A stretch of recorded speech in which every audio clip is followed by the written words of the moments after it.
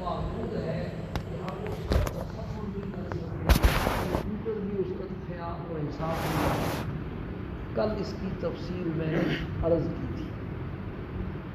دوسری بات پہلے بھی مختلف انداز سے بیان ہوئی ہے، لیکن یاد دہانی کے لیے دوسری بات یہ سمجھیں کہ اللہ کی ویسے تو بے شمار صفات ہیں، غیر محدود اور غیر متناہی، ان کی کوئی انتہا نہیں اور کوئی شمار نہیں، لیکن چار صفات خصوصی طور پر اللہ پاک نے قرآن کریم میں بیان فرمائی ہے۔ ایک اپنے علم والی صفت کو، دوسرا اپنی قدرت والی صفت کو، اور تیسرا سننے والی، اور چوتھا دیکھنے والی۔ یہ سننے اور دیکھنے والی جو دو صفات ہیں نا، اصل ان کا تعلق علم والی صفت کے ساتھ ہے۔ یہ چار صفات خصوصی طور پر اللہ پاک نے کھول کر کے مختلف انداز سے مختلف مثالیں دے کر کے سمجھانے کی کوشش فرمائی کہ اللہ پاک کا علم، ساری کائنات کے انسانوں کا علم، فرشتوں کا علم اور جنات کا علم، یہ سارا محدود ہے۔ کئی دفعہ عرض کیا کہ سارے انسانوں کا علم جمع کر لیا جائے نا، تو ایک پیغمبر کو اللہ نے جتنا علم دیا ہوتا ہے نا، سارے انسانوں کا علم پیغمبر کے علم کے مقابلے میں اتنا بھی نہیں جتنا قطرہ ہوتا ہے سمندر کے مقابلے۔ اور وہ بھی علم بغیر کسی کتاب اور بغیر کسی استاد کے اللہ پاک نے ان کے دل میں ایسے علوم ڈالے ہوتے ہیں کہ اس کی کوئی انتہا نہیں۔ سارے انسانوں کا علم ان کے علم کے مقابلے میں ایک قطرہ ہے، جیسے سمندر کے مقابلے میں۔ انبیاء علیہ السلام کے عجیب و غریب واقعات قرآن و حدیث میں آتے ہیں، اور پھر سارے انبیاء کا علم اگر جمع کر لیا جائے تو سرکار دو عالم صلی اللہ علیہ وسلم کو اللہ نے جو علوم عطا فرمائے، سارے انبیاء اور سارے انسانوں اور فرشتوں کا علم مل کر کے بھی آپ کے علم کے مقابلے میں اتنا بھی نہیں جتنا قطرہ ہے سمندر کے مقابلے میں۔ حدیث شریف میں آتا ہے، آپ صلی اللہ علیہ وسلم نے ارشاد فرمایا، اوتیت علم الاولین والآخرین، اور اگلوں کے بھی اور پچھلوں کے بھی سارے علوم عطا فرمائے، لیکن سارے انبیاء کا علم اور ساتھ سرکار دو عالم صلی اللہ علیہ وسلم کا علم بھی ملا دیا جائے تو یہ اللہ کے علم کے مقابلے میں اتنا بھی نہیں جتنا قطرہ ہے سمندر کے مقابلے میں۔ اللہ کا علم، حضرت موسیٰ علیہ السلام اور حضرت خضر علیہ السلام دونوں جا رہے تھے، اور کشتی کے تختے پر ایک چڑیا آ کر کے بیٹھ گئی، اور سمندر سے، دریا سے اپنی چونچ میں اس نے پانی کا ایک قطرہ لیا اور قطرہ لے کر کے اڑ گئی۔ تو حضرت خضر علیہ السلام نے موسیٰ علیہ السلام کو فرمایا کہ اے موسیٰ، میرا علم اور تیرا علم اور پوری کائنات کا علم اللہ کے علم کے مقابلے میں اتنا ہے جتنا یہ چڑیا کی چونچ والا قطرہ اور باقی دریا۔ کیونکہ موسیٰ علیہ السلام نے وہ بات کہی تھی نا، واعظ کہا تھا، اور بڑا عجیب غریب واعظ تھا۔ تو ایک آدمی نے پوچھا، ہے موسیٰ تو اس سے بھی کوئی بڑا عالم ہے؟ موسیٰ علیہ السلام نے فرمایا نہیں۔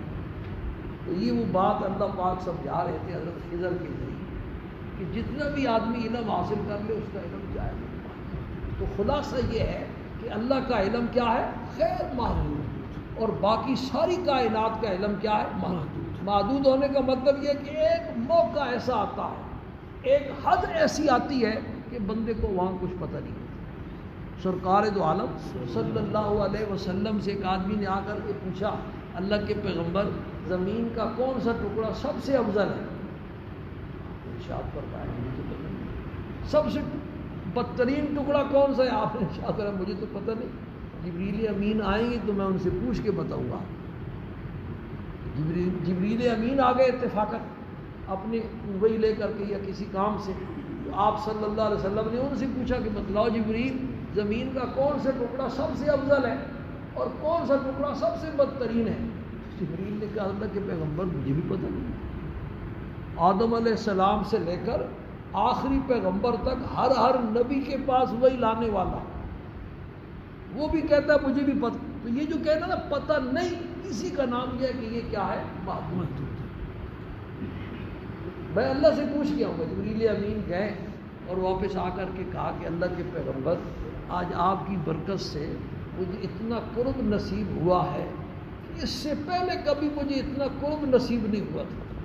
سرکار دو عالم صلی اللہ علیہ وسلم نے ارشاد فرمایا جبریل کتنا قرب نصیب ہوا ہے؟ تو فرمایا کہ میرے اور اللہ پاک کے درمیان 70,000 نورانی پردے حائل تھے، اور ان پردوں کے پیچھے سے اللہ نے بات کی، اور اللہ پاک ارشاد فرما رہے کہ سب سے بہترین ٹکڑے مساجد اور میرے گھر ہیں، اور سب سے بدترین ٹکڑے جو ہے نا وہ کیا ہے؟ اب تو یہ حدیث مشہور ہو گئی۔ اس وقت پہلی مرتبہ جب آپ سے یہ سوال ہوا تو آپ کو بھی پتہ، جبریل امین نے پوچھا اس ایمان کیا ہے؟ آپ نے بتلا دیا، فر سنا دیا۔ اسلام کیا ہے؟ آپ نے فر سنا دیا۔ احسان کیا ہے؟ وہ بھی جواب دے دیا۔ جبریل امین نے پوچھا اللہ کے پیغمبر قیامت کب آئے گی؟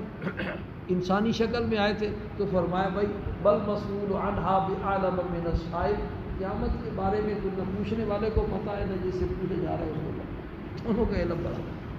تو یہ جو نہ آ جاتی ہے نا، یہ مطلب ہے کہ یہ بات حضرت امام مالک رحمہ اللہ سے 40 مسئلے پوچھے گئے، 36 کے جواب میں فرمایا بھی مجھے پتہ نہیں، اور 4 کا جواب دیا۔ اتنے بڑے عالم اور مؤدب۔ تو خلاصہ یہ ہے کہ ساری کائنات کا علم کیا ہے بھائی؟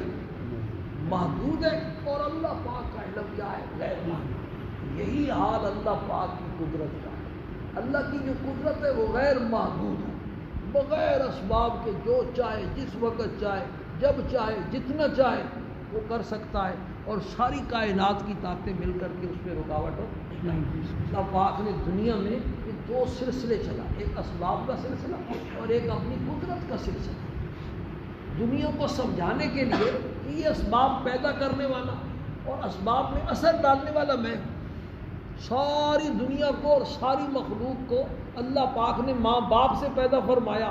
آدم علیہ السلام کو اپنی قدرت سے بغیر ماں باپ کے پیدا کیا، حضرت حوا کو آدم علیہ السلام کی بائیں پسلی سے اپنی قدرت سے پیدا کیا، عیسیٰ علیہ السلام کو بغیر باپ کے اپنی قدرت سے پیدا کیا۔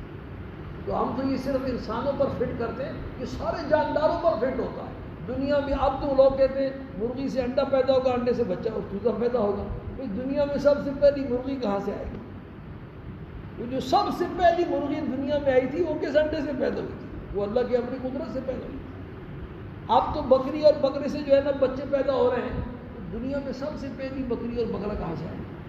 تو جتنے بھی جاندار ہیں ان کا پہلا جو جوڑا ہے نا وہ اللہ پاک نے اپنی قدرت سے پیدا کیا۔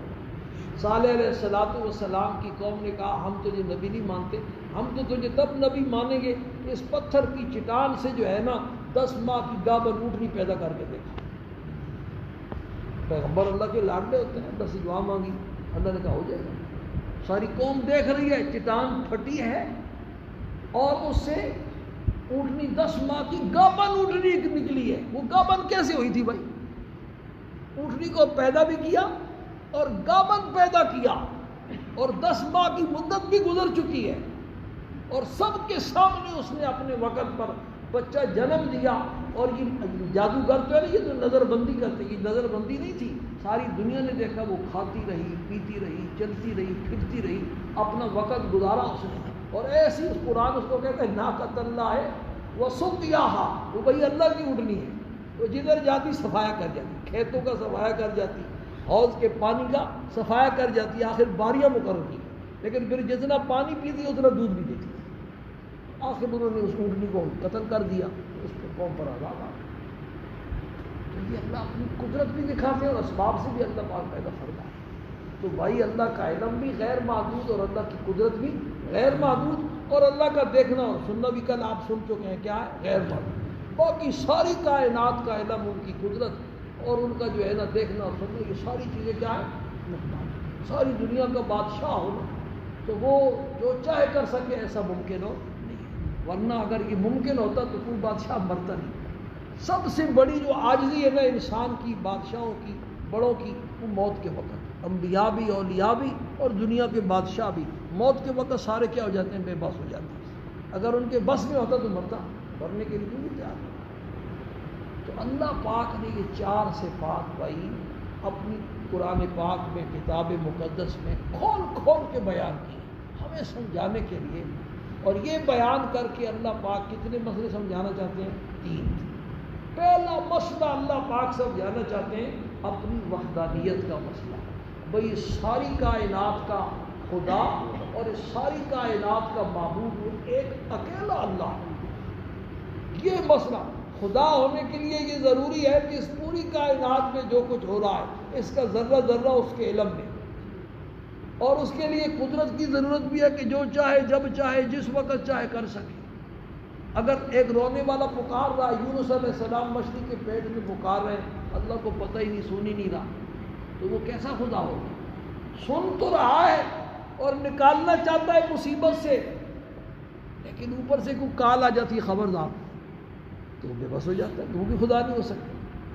تو بھائی اللہ پاک کی ذات اکیلی ساری کائنات کی کیا ہے؟ اللہ کے علم جیسا کسی کا علم نہیں، اور اللہ کی قدرت جیسی کسی کی قدرت نہیں. باقی جتنے بھی ہیں ان کا علم بھی محدود اور قدرت. اس لیے اس پوری کائنات کا جو معبود ہے نا وہ اکیلا کون ہے؟ اللہ پاک. یہ مسئلہ کئی دفعہ کھول کے میں بیان کرتا ہوں، آج صرف اشارہ. اور دوسرا مسئلہ اللہ پاک نے قیامت کے قائم ہونے کا ان صفات کو، کافروں کو یہ بات سمجھ میں نہیں آتی تھی کہ اربا کھربا انسان دنیا میں آئے اور مر گئے، ان کی جسموں کو مٹی کھا گئی، ان کی جسم کے ذرات کہاں سے کہاں پہنچ گئے. تو یہ کیسے ممکن ہے کہ اربا کھربا انسانوں کے جسم کو دوبارہ اس طرح بکھرے ہوئے ذرات کو جوڑا جائے، پھر ان کا وجود بنایا جائے، پھر اس میں جان؟ یہ عقل میں آنے والی بات نہیں. ایک کافر کسی قبرستان سے کسی مردے کی بوسیدہ ہڈی اٹھا کر کے لے آیا. سورہ یاسین کی آیت کا مضمون ہے. کافروں کی مجلس لگی ہوئی تھی اور کہنے لگا بھائی من یحیی العظام وہی رمیم، یوں چورے چورے کریں، من یحیی العظام وہی رمیم، ان بوسیدہ ہڈیوں کو کون دوبارہ زندہ کر سکتا ہے؟ تو اللہ نے وہیں جواب دیا قل یحییھا الذی انشأھا اول مرہ، میرے محبوب آپ فرما دیں ان کو وہی ذات زندہ کرے گی جس نے پہلی مرتبہ اس کو پیدا کیا. جب مادہ ہی نہیں تھا، مٹیریل ہی نہیں تھا، بغیر مادے مٹیریل بغیر نمونے کے اللہ نے پہلی مرتبہ پیدا کر دکھایا. اب مادہ تو ہے نا اگرچہ بکھر چکا، تو جو بغیر مادے اور مٹیریل کے پیدا کر سکتا ہے اس کے لیے بکھرے ہوئے مادے کو دوبارہ جوڑنا کیا مشکل ہے. تو اللہ نے اپنی یہ چار صفات بیان کر کے یہ قیامت والا مسئلہ بھی سمجھایا. بھئی اربا کھربا انسانوں کو دوبارہ پیدا کرنے کے لیے دو چیزوں کی ضرورت ہے. ایک تو علم کی ضرورت ہے کہ جتنے انسان اس دنیا میں آئے چلے گئے ان کے جسم کا کون سا ذرہ کہاں پڑا ہوا ہے اس کے علم میں ہو، اور ایسا علم اکیلے کس کا ہے؟ اللہ کو. اور دوسرا اس کے لیے کس کی ضرورت ہے؟ قدرت کی ضرورت ہے کہ اس کے اندر ایسی قدرت ہو کہ بس اشارہ کرے آنن فانہن اربا کھربا ذرات اڑ کر کے اپنی اپنی جگہ پر کیا ہو جائیں، فٹ ہو جائیں. پھر قرآن میں اللہ نے کئی ایسے واقعات بیان کر کے اس کی مثالیں بیان کی کہ دیکھو ہم نے ایسا کر دیا، تمہارے سامنے کیا. تو اس کے لیے دو صفات کی ضرورت ہے، اور یہ دو صفتیں اللہ قرآن کریم میں سورہ قیامہ کی آیت ہے ایحسب الانسان ان لن نجمع عظاما، کیا انسان یہ سمجھتا ہے کہ ہم اس کے بکھری ہوئی ہڈیوں کو دوبارہ نہیں جمع کر سکتے؟ کیوں نہیں بھائی، بلا قادرین علی ان نسوی بنانا، کیوں نہیں، ہم تو اس پر بھی قادر ہیں کہ اس کے جتنے پورے ہیں نا اربا کھربا انسانوں کے، دوبارہ ان کو پہلے کی طرح درست حالت میں بنا کر کے کھڑا کر دیں. ہر ایک انسان کے پورے الگ ایک دوسرے سے ملتے نہیں. آج کل وہ فنگر اللہ پاک یہ قیامت کا حدیث شریف میں آتا ہے کہ آدمی کا انتقال ہونے لگا تو اس نے اپنے بچوں کو وصیت کی کہ میں نے کوئی نیک کام نہیں کیا، ساری زندگی میری جو ہے نا غلط کاموں میں گزری ہے. کفن چور تھا، نباش تھا. مجھے اب ڈر ہے اللہ پاک کی ملاقات ہو رہی ہے، خطرہ ہے، اس لیے جب میں مر جاؤں نا تو مرنے کے بعد، لیکن تھا ایمان، یہ جو ایمان ہے نا یہ بندے کو پھر چین نہیں لینے دیتا. ایمان کا جو ذرہ بھی ہے نا یہ جب جاگتا ہے نا تو پھر بندہ کیا ہوتا ہے؟ بے چین، اور یہی اس کو توبہ کے اوپر مجبور کر دیتا. تو تھا تو مومن، تو اس نے کہا کہ جب میں مر جاؤں، یہ بخاری شریف کی سچی حدیث ہے، جب میں مر جاؤں تو میری میت کو جلا دینا اور بالکل اس کو پیس کر کے چورا چورا کر دینا میری راکھ. آدھی راکھ ہوا میں اڑا دینا اور آدھی سمندر میں بہا دینا. اللہ پاک نے ہواؤں کو حکم دیا اس کے بکھرے ہوئے اجزاء کو جمع کرو، سمندر کی موجوں کو حکم دیا تم بھی جمع کرو، اور اپنے سامنے کھڑا کر کے پوچھا کہ میرے بندے یہ عجیب و غریب وصیت تو نے کیوں کی تھی؟ تو اس نے عرض کیا اللہ تیرے خوف سے. میرے دل میں بس ایک بات آئی کہ جب ختم ہو گیا، راکھ بن گئی اور بکھر کے کہاں سے کہاں پہنچ گئی، پھر کیا ہوگا؟ تو اللہ نے فرمایا چل تجھے اسی خوف پر میں معاف کر دوں۔ اللہ نے اپنے فضل والا، تو اللہ پاک اپنی یہ صفات بیان کر کے ہمیں کافروں کو قیامت کا مسئلہ سمجھانا چاہتے ہیں، اور ہمارا جو یقین ڈھیلا ہو چکا ہے قیامت پر، ہمارے یقین کو مضبوط کرنا چاہتے ہیں کہ یہ بات دل سے نکال دو کہ نہیں ہوگا، ہو کر کے رہے گا۔ سارے انبیاء نے اپنی اپنی بین زمانے میں زندگیوں میں اس کا اعلان کیا ہے، اللہ نے ساری آسمانی کتابوں میں اس مسئلے کو بیان کیا ہے، سارے فرشتوں کو گواہ بنا کر کے بیان کیا ہے، اور سارے ایمان والوں سے وعدہ کیا ہے۔ تو تمہارا کیا خیال ہے پھر بھی قیامت قائم نہیں ہوگی؟ مولانا الیاس رحمہ اللہ کا ایک بے تکلف دوست تھا، تو کہنے لگا حضرت جی تم نے ساری دنیا کو پریشان کیا ہوا ہے، قیامت قائم نہ ہوئی تو پھر کیا ہوگا؟ یہ تمہاری بھاگ دوڑ، یہ چلت پھرت، یہ ساری گئی پھر۔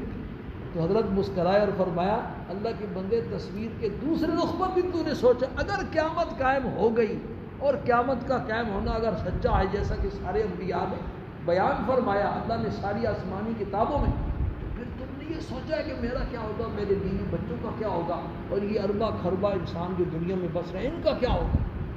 اصل یہ سوچنے کی بات۔ تیسرا مسئلہ وہ انشاءاللہ اللہ نے خیر کی تو پھر کل بیان کریں گے، کیونکہ بات لمبی نہ ہو جائے۔ فقہی مسئلہ چل رہا ہے بھائی، کل سفر کا مسئلہ شروع کیا تھا کہ 48 میل کے ارادے سے جو آدمی اپنے شہر سے گھر سے جانا چاہتا ہے، جب اس شہر کی آبادی سے باہر نکل جائے گا تو اس کی قصر شروع ہو جائے گی، وہ مسافر بن گیا۔